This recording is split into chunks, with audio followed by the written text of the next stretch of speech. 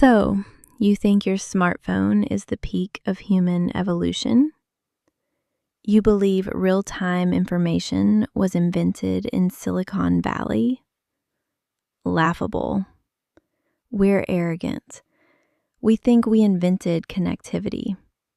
But thousands of years before the first fiber optic cable crossed the Atlantic, invisible networks already spanned the known world.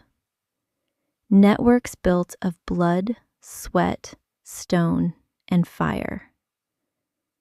Welcome to the ancient internet, a world where bandwidth wasn't measured in megabits, but in horsepower, where a server crash meant a city burned to the ground because the order to spare it arrived too late. Empires like Rome, Persia, and China weren't held together by swords. Swords are blunt instruments. They were held together by data. Today, we deconstruct the machinery of imperial communication. Let's go back to Persia, 500 BC, the Achaemenid Empire. Cyrus the Great faces a logistical nightmare. His empire is so vast that an army takes months to cross it. If a rebellion breaks out on the fringes, the king is often the last to know. Information is too slow. The empire threatens to suffocate under its own weight. Cyrus needs a solution. He needs speed. He creates the Royal Road. But it's more than just a road. It is history's first high-speed data network, the Angarium. Imagine stations every few miles, fresh horses, well-rested riders. A courier arrives, jumps off an exhausted horse, hands the message, the data packet, to the next rider, and off they go, day and night. Herodotus wrote the famous line, "Neither snow, nor rain, nor heat, nor gloom of night stays these couriers." It sounds romantic. It wasn't. It was a brutal state machine. The speed was unimaginable for the time. A journey that took a normal traveler 90 days, the royal couriers covered in 7. That's not an improvement. That is a revolution. It's the difference between snail mail and email. To Persia's enemies, it looked like magic. The great king knew of their conspiracies before they had even executed them. The Angarium was the backbone of Persian power. Without this network, the colossus with feet of clay would have collapsed instantly. But Rome took this idea and industrialized it. The Cursus Publicus.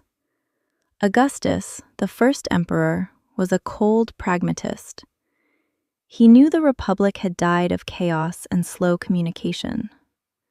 Generals did whatever they wanted because the Senate was too far away. Augustus wanted to keep a tight grip on the reins, so he built the most perfect road system the world had ever seen. 80,000 kilometers of paved fiber optic cables made of stone. However, the Cursus Publicus was not a public service. Forget the idea of post for everyone. It was a state monopoly. Only those with a diploma, an imperial warrant, were allowed to access the infrastructure. Anyone daring to use imperial wagons or horses without permission risked their life. The system was exclusive to the power elite. It transported orders, tax revenue, and spies. The common people? They were disconnected. Information was a privilege of the rulers. The infrastructure was massive. Mansiones and mutationes lined the roads like modern server farms and routers. An imperial messenger using the Cursus Velox, the express post, could cover up to 80 kilometers a day. In emergencies, with ruthless wear and tear on horse and man, even double that. But the cost was high. Animals were ridden to death. The stations had to be maintained by local provinces, a burden that drove farmers to ruin. The Roman internet ran on the backs of the oppressed, but physical messengers have a problem. They are physical. They can be intercepted. They can be killed. They can be bribed. And they are still bound to the speed of a horse. What if you need to be faster than a horse? What if you need the speed of light? Antiquity knew the answer. Optical telegraphy. Fire, smoke, mirrors. Aeschylus describes in Agamemnon a chain of signal fires that reported the fall of Troy to Argos, hundreds of kilometers away, in a single night. For a long time, this was considered a myth, but historical experiments show it works. However, a simple fire is just one bit, on or off, danger or no danger. That's not enough for complex geopolitical strategy. You can't use a bonfire to say, send 500 archers, but not until Tuesday. Enter the Greek historian Polybius. In the 2nd century BC, he developed the Polybius square, a system to convert letters into coordinate numbers. 5 torches left, 3 torches right. That's a C. That is digital code. Millennia before ASCII. The Romans used similar systems on their borders, the limes. Watchtowers weren't isolated posts. They were nodes in an optical network. If Germanic tribes crossed the Rhine, Legion Command in Mainz knew about it within hours, not days. But let's look to the east, China. The Middle Kingdom was even larger and more complex than Rome. The Han Dynasty, and later the Mongols, perfected the Yam system. The Mongols, those supposed barbarians, had the most efficient communication network in the world. Their riders carried paisa, gold or silver tablets that gave them absolute authority. Anyone obstructing a paisa bearer was executed. Period. The Mongol network was so dense that Marco Polo was completely stunned. He reported 200,000 horses constantly on standby. Stations that weren't just stables, but palaces. The Mongols understood something many modern CEOs forget. Information is only as good as the logistics that transport it. They used bells to announce their arrival, so that the fresh horse was already saddled before the rider even dismounted. Latency, 0. But what do you do without riding, without wheels, without horses? Welcome to the Andes, the Inca Empire, Tawantinsuyu, an empire stretching 4,000 kilometers along the steepest mountains in the world. By our definition, primitive, no technology as we know it. And yet, they managed an empire with absolute precision. Their internet consisted of strings, the quipus.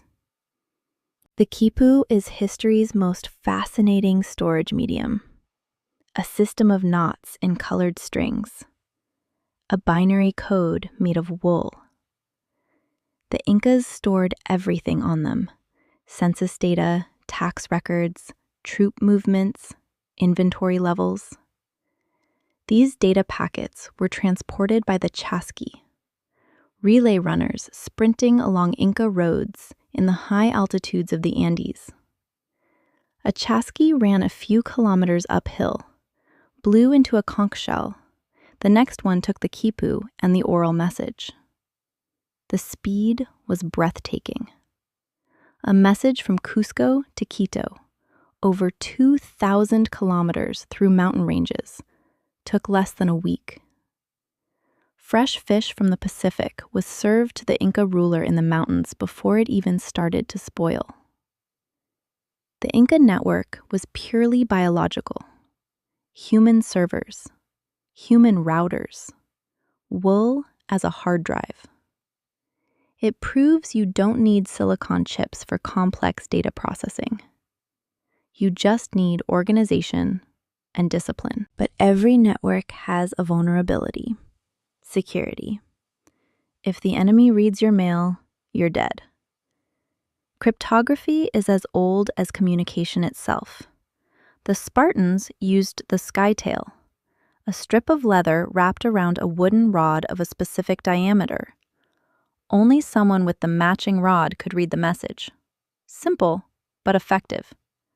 The first hardware encryption. Caesar used a shift cipher.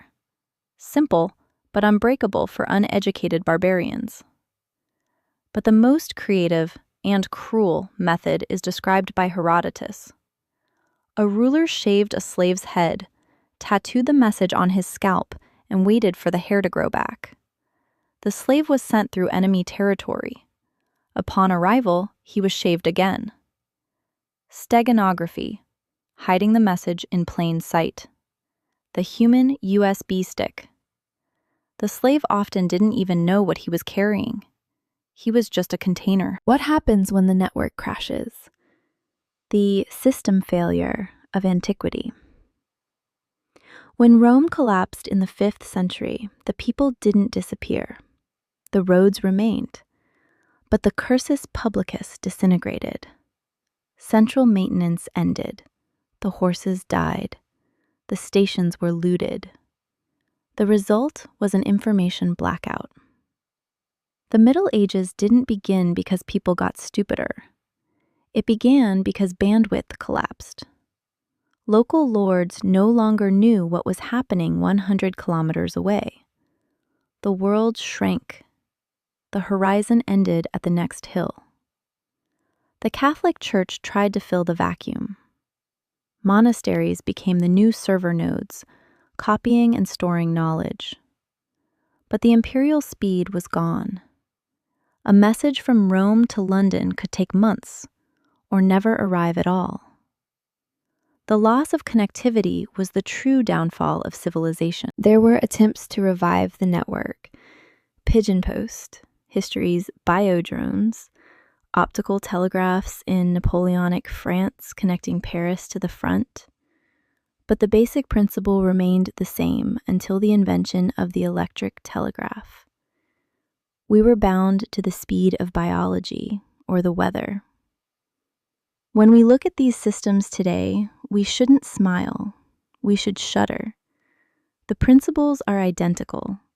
We use electrons instead of horses, fiber optics instead of cobblestones, encryption algorithms instead of tattooed slave heads. But the dynamic is the same. Whoever controls the network controls the world. Whoever conquers latency wins the war. And whoever is excluded from the net is powerless. The ancient internet was bloody, elitist, and expensive. It was built on the backs of slaves and animals. But it worked. It enabled civilizations larger than the human mind can truly comprehend. So the next time you're angry because your Wi-Fi is slow, think of the Persian rider in a sandstorm. That is the cold reality of history. Technology changes. The hunger for information remains. The empires of the future won't collapse from running out of oil, but from data loss. Antiquity teaches us the net is fragile. Take good care of it. Because when the lights go out, the world becomes very small and very dark, very fast.